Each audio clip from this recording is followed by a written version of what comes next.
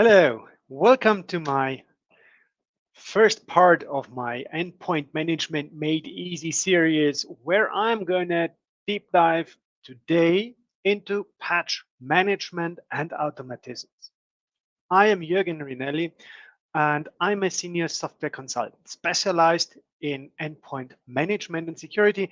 And with this series, I do want to show how easy endpoint management really can be. So let's kick it off with patch management and automatisms.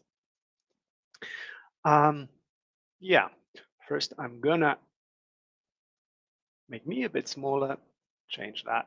So now this is Endpoint Central, where I'm gonna show how easy it is to work with patches and automatisms.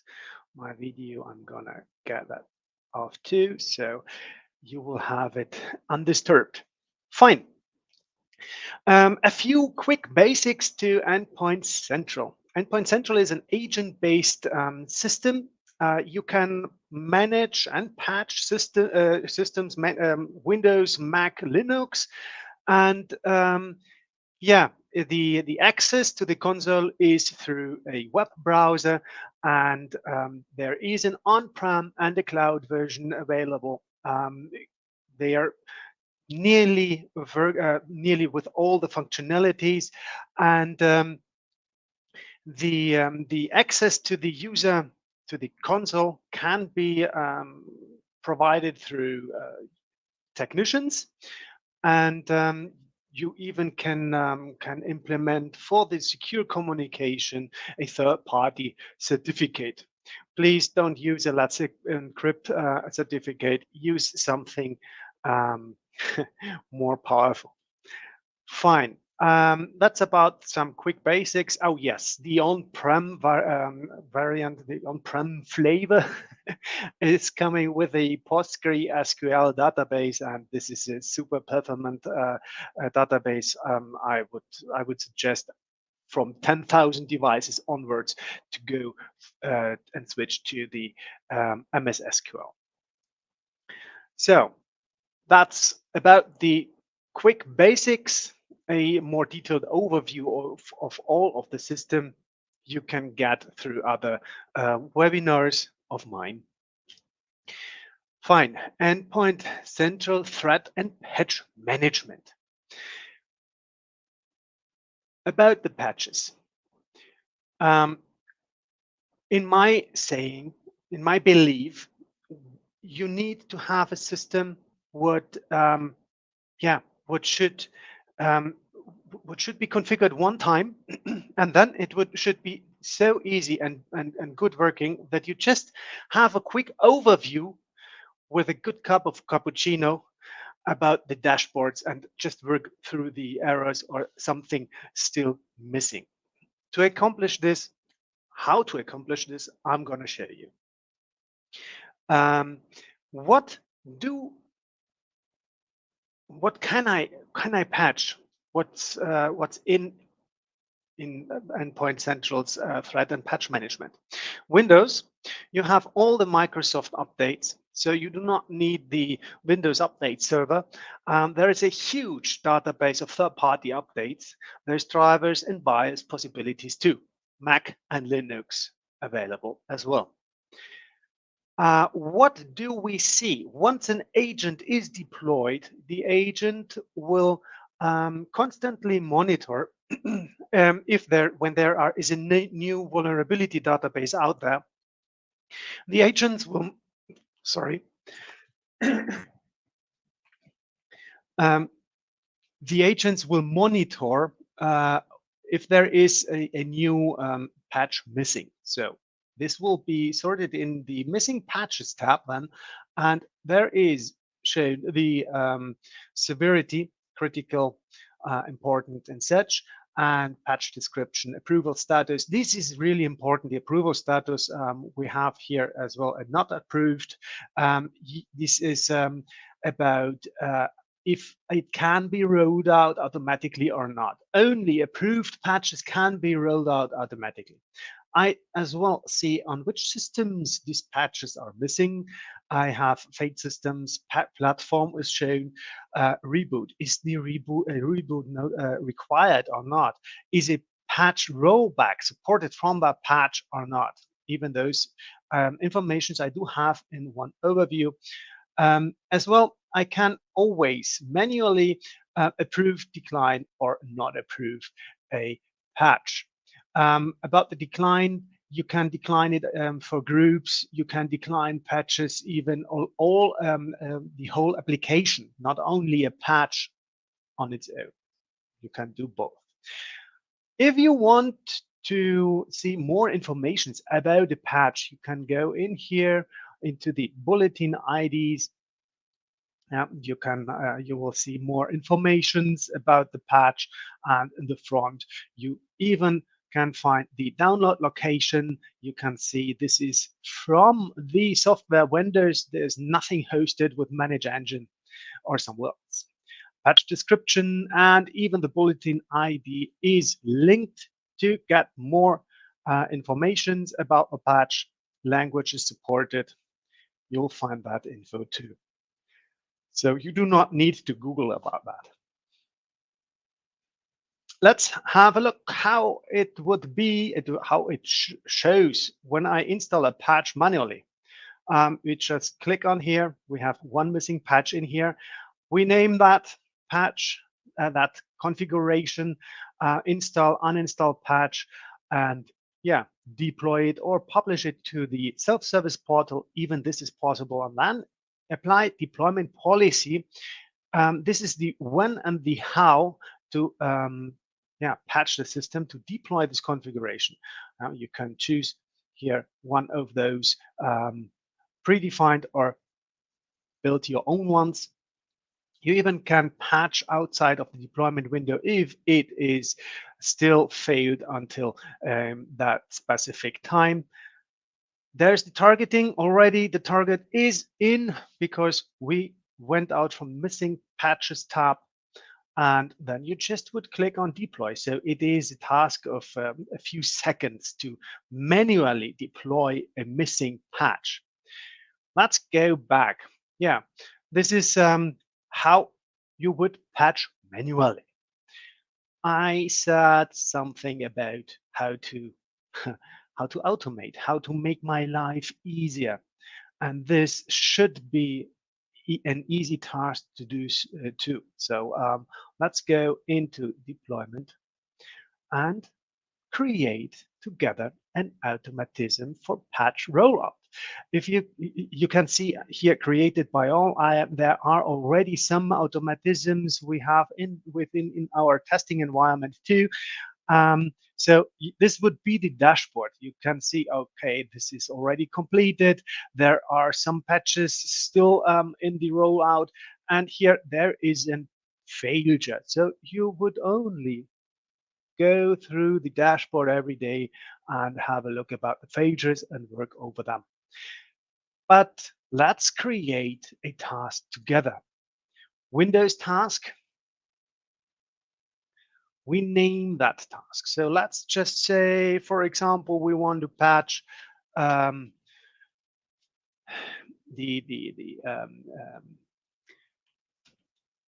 critical and important patches. Yes, this is what I've been looking for.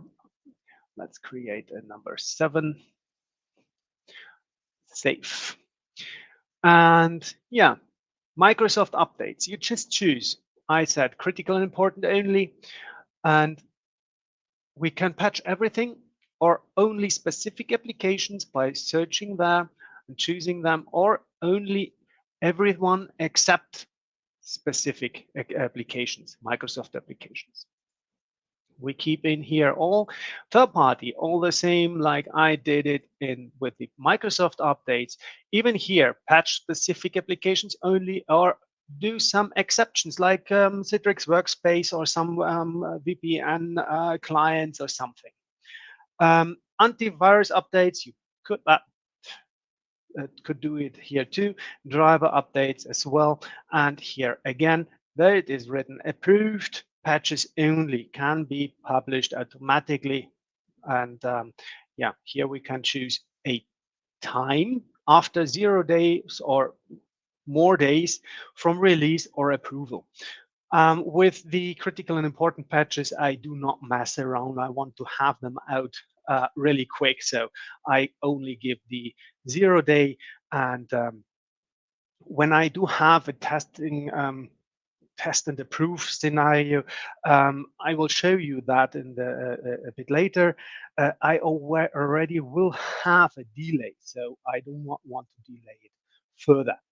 And as a best practice, if you do have here the 0, and there is something new coming out, a new critical patch needed immediately to get rolled out. So in the morning, if you get that info and you tested this patch manually somewhere, you can approve it manually, and you do not even need to roll out it manually. You can have it as well then in that automatism if the time setting for this rollout is still on the go. Next.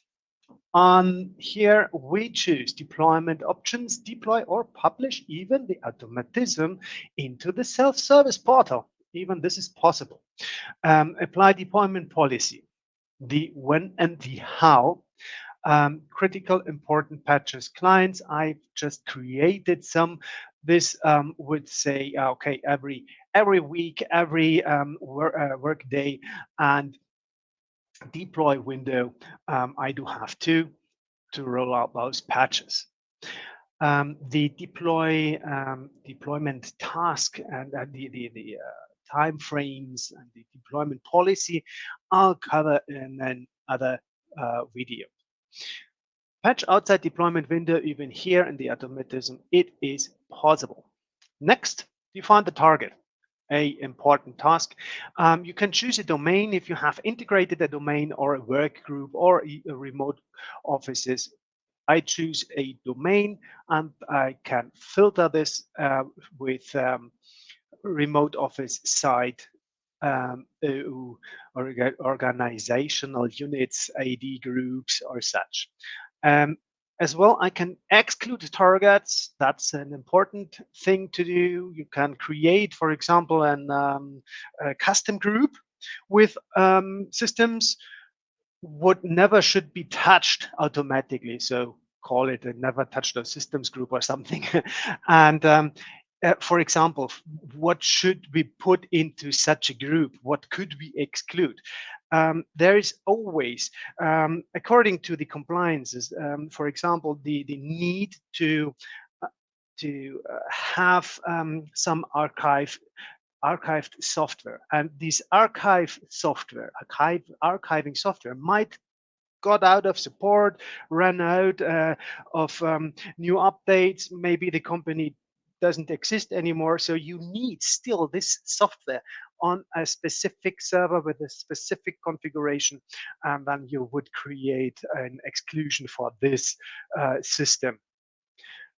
Fine, this is just one example, or you could choose operating systems, exclude those. Exclusions, you can set as many as you want and targeting as many as you like. The next the next part there, task is, to think about if you feel lonely, if you feel really lonely and no emails coming in, you're totally bored in the day, then you can choose here to notify yourself with every failure or status as such. You can get it to an hour or larger. But as I say, there is a dashboard. It is easier to look on a dashboard and work with the dashboard than getting and scrolling through all those emails. In the end of the day, I would only right click them and get it as read these emails. So, but you could if you want. When we save, we will have that configuration in place running with the automatism. It would look like automatic patch deployment, Come on.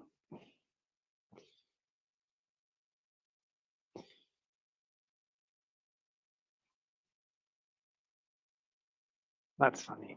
Always when I'm live, the system don't want to be live. Automatically patch deployment. Yeah, these are those statuses. So as I said, just go and have a look on that failed patches, click on it and have a look what is the reason. As well as I told you that there is the possibility of automatisms in testing, test and approve.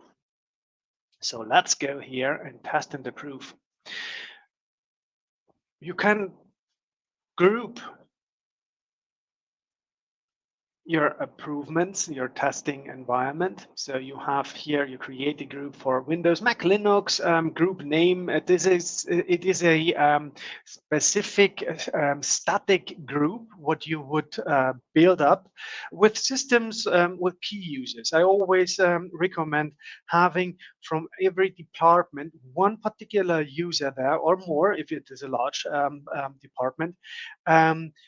Have it in within this testing group because they are working with the product, with the software. So they can tell you if something is not working out from the software.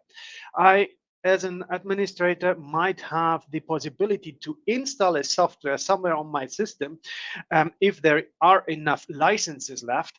But um, I wished I could test if I could transfer money from that bank account to another bank account. So yeah, I'm not able to do that. So I would need someone from the accounting department. As well, get users into this key user group. What already are telling you every day that there's something not working good or there's a click more now since the update or such. Those are the users you want within such a group. They are giving you feedback. If I always say, yeah, there are users, they are thinking, yeah, Jürgen is making so much work. He's always busy, and yeah, this one click is not a problem. I won't bother him with it. These are kind users, but these are not the right key users I'm seeking. All right. Microsoft updates the same was what we already saw within the patch automatism rollout. We can choose it here within the task group. I would choose more.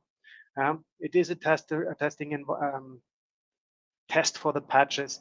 Even here, exceptions possible. Even on the third-party side, the same thing. Even here, you can have the Citrix workspace or VPN software excluded. Driver updates could be done automatically too. Here, you could say, all right, the patches, we roll out them a week after the vendor release.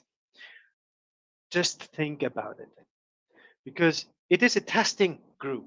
And today, it is so fast that we are all um, with the cybersecurity, with the cyber risks. So it is needed, it is necessary that you patch as quick as possible.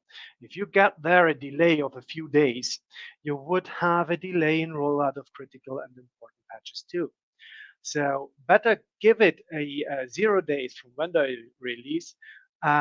Choose a deployment policy on daily basis again, and here get the automatically approved, tested, and patches after, let's say, 3 days. This is something I still recommend. 3 days time for the test users, the key users, to give you a feedback.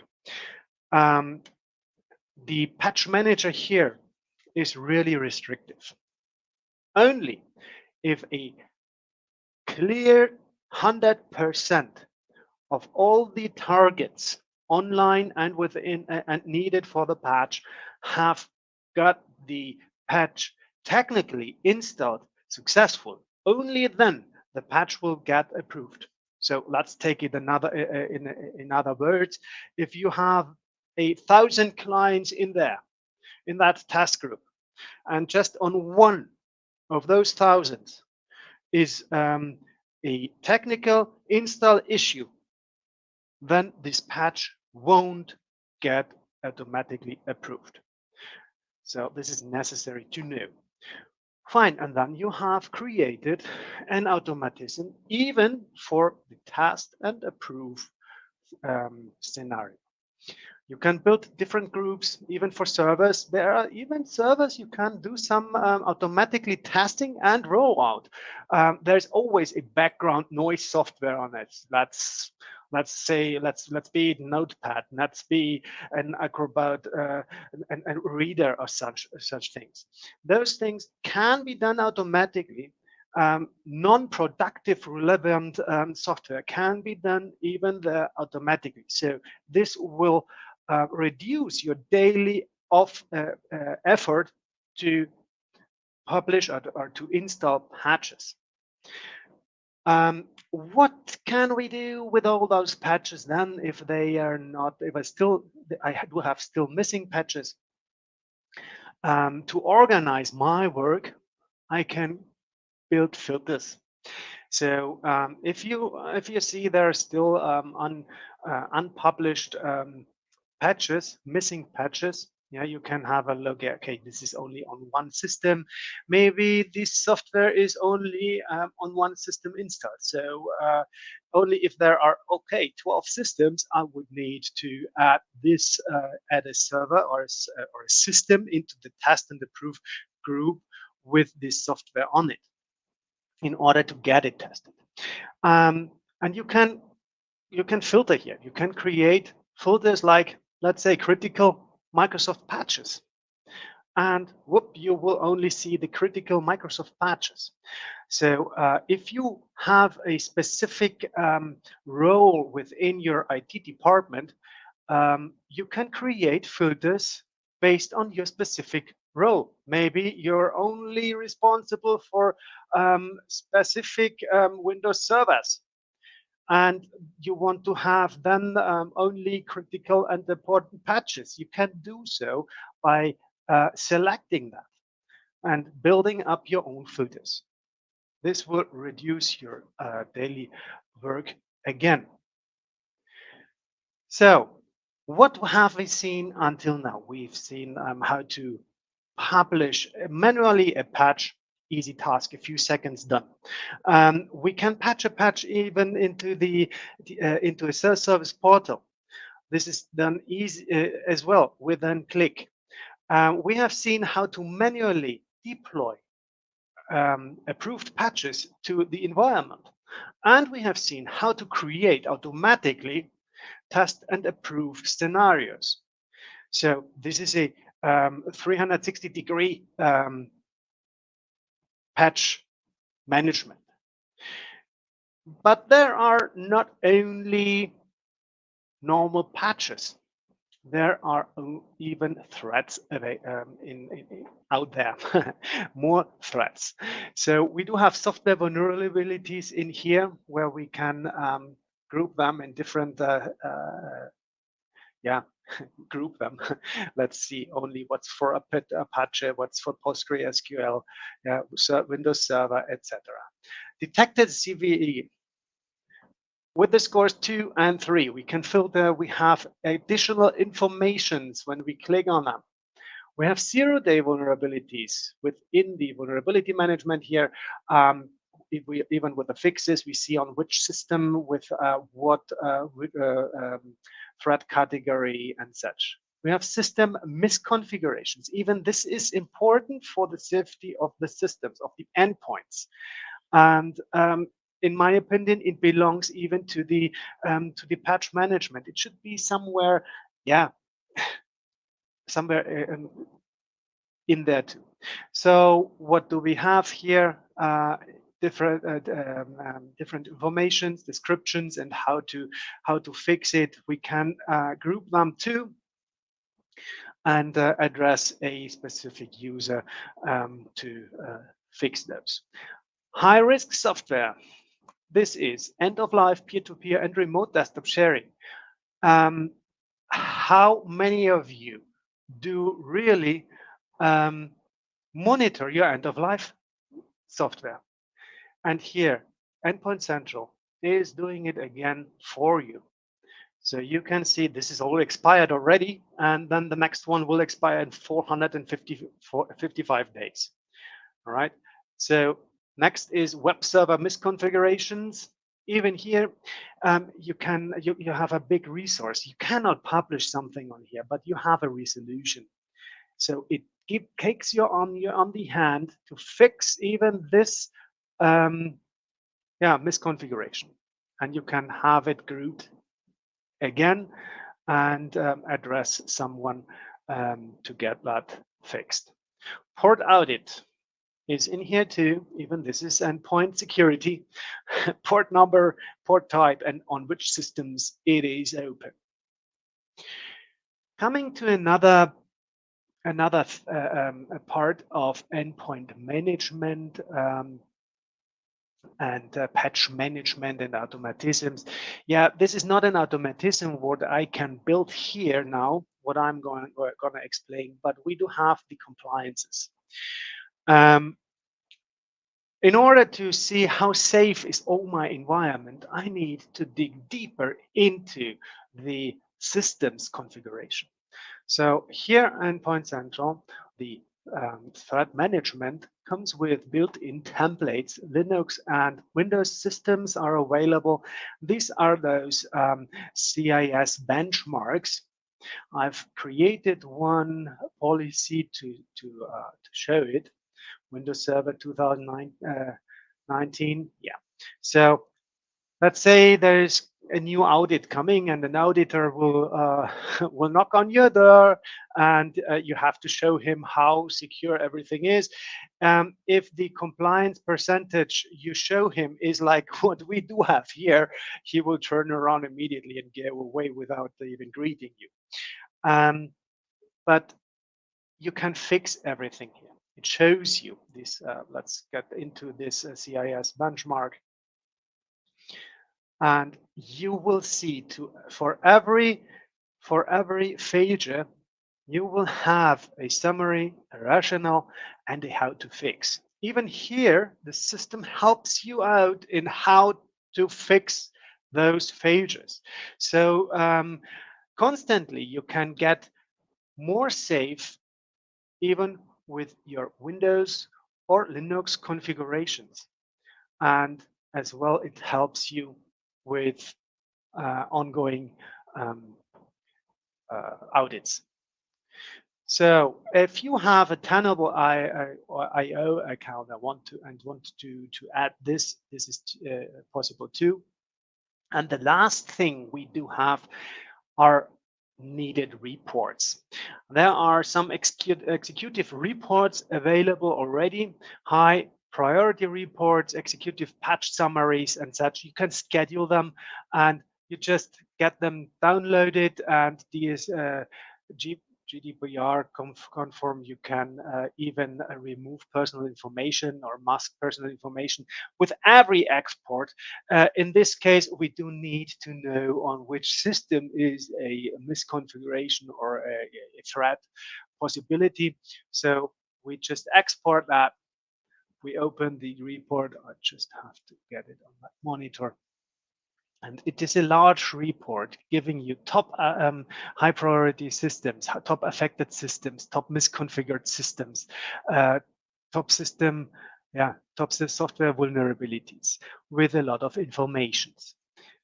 As well, there are predefined reports, patch reports, system reports, and you can build your own reports with a report builder, or even schedule your reports with filters and criteria you do need or someone needs for auditing.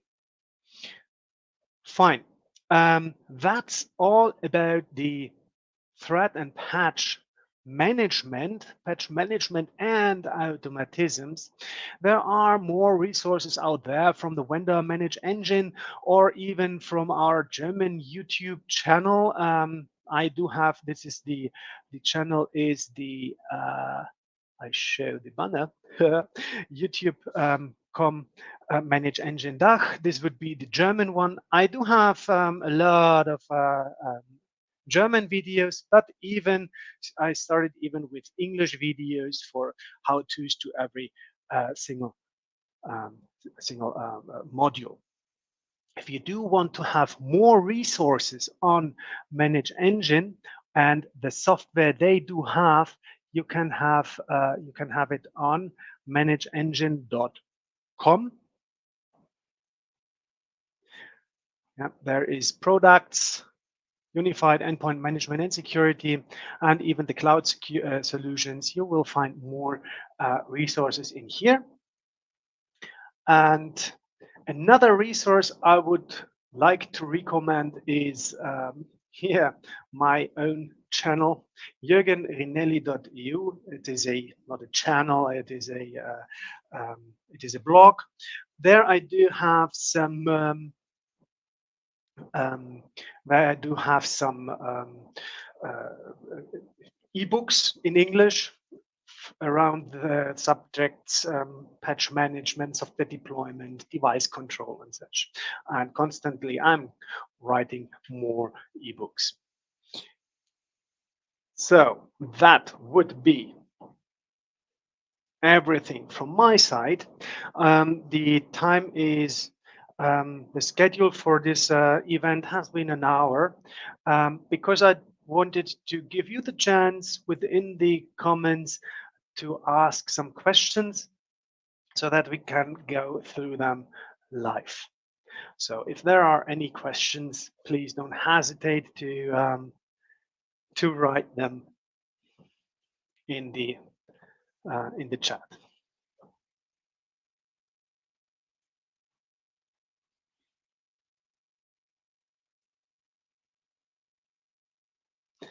So no questions. Fine, I answered everything then.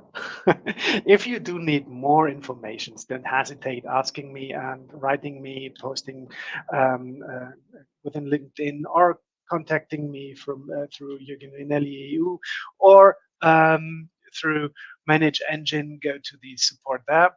About how to get the software. If you want to try it out, go on the manageengine.com site, go on download, and then you can have the full installer. It is available in